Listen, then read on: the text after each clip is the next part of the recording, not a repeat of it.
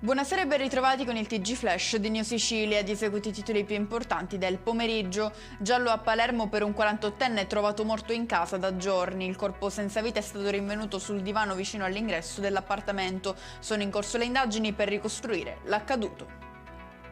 Incidente sulla strada statale 187 che collega Castellalmare del Golfo alla frazione marinara di Scopello in provincia di Trapani. A entrare in collisione sono stati un'auto e una moto di grossa cilindrata, la cui guidatrice è rimasta gravemente ferita. Pare che il conducente della vettura si sia allontanato senza prestare soccorso.